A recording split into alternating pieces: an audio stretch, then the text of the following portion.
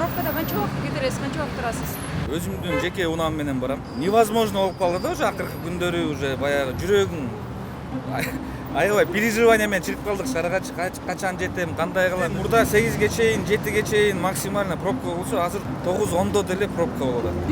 103 автобус, 169-дарга отурам автобустардан. Агордодо жашайм. Жол тыгыны чындап эле ыңгайсыздык жараштат. Кечигип келебиз, ошо. Жарым саат больше болуп калат. Жарым сааттан өйдө пробкада туруп калабыз да. Күндө мектеп, садиктерге барабыз. Школго барсам, бир жарым саат, 1 саатка чейин убакыт алат. Көп эле. Бул жол менен. Бул жол менен бир жерге турсаң бир 15 мүнөт минимум. Ата кээде жарым саат туруп каласың. Жо мен мисалы үчүн өзүм машина менен жүрөм.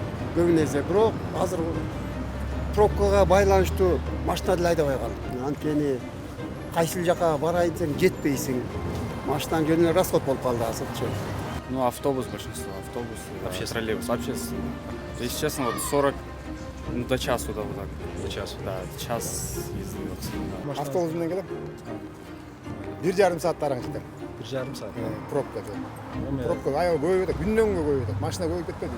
Пробка эртең менен мен эртерээк чыккандыкка анча көп пробка болбойт, келип калам. Эгер кечирээк болгондо пробкага туруп калабыз да. Мектептеги жогорку окуу жайларында графиктер өзгөрткөндөн кийин бир аз абал оңолду. Тыгын андай мурдагындай азыраак болуп калды деп жүрүп, ушуга сиз кандай оюңуз бар сиздин?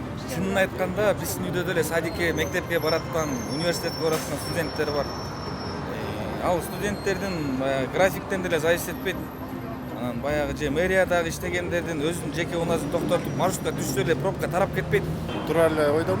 Ошо кичинекей балдардан да, окуучулардан, студенттерден ошон үчүн да. Алар жок болсо, например, жайында кадимкидей эле бош болуп калышар. Ошонун себебинен эле пробка пайда болот да. Жок, азайган жок окшойт. Чото наоборот көбөйүп кетип кал. Ал окуучулар деле азыр эме өтөт, студенттер. Кеч чыгып атыптыр. Кечинде деле ошол пробка дейт. Мисалы менин балдарым студент, анан сабак беришет. Дагы эле баягы азайбай эле ошондой эле. Анан кеч тарап атабыз дейт. Анын менен тиешеси жок эле. Эми бирок бир аз өзгөрүүлөр бар, бирок мына аябай чоң сезилгендер жок да, мурункудай эле. Мен жеке оюм, машина көп бизде, жолдор тар да.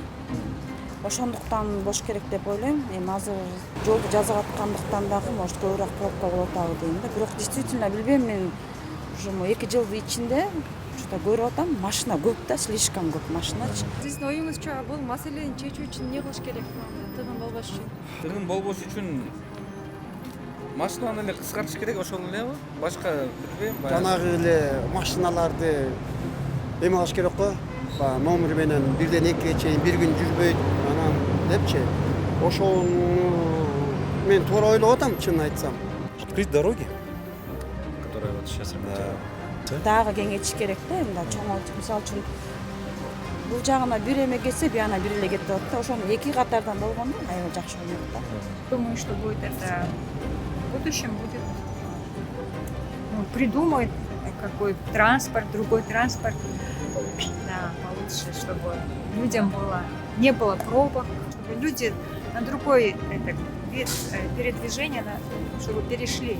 Не знаю какой, но, наверное, надо мудрость, чтобы это обдумать. Азыр жолдор жасалып атпайбы, ошон үчүн го дейм. Жолдор бүтсө эле бир аз суйла түшөбү деген үмүттөбүз.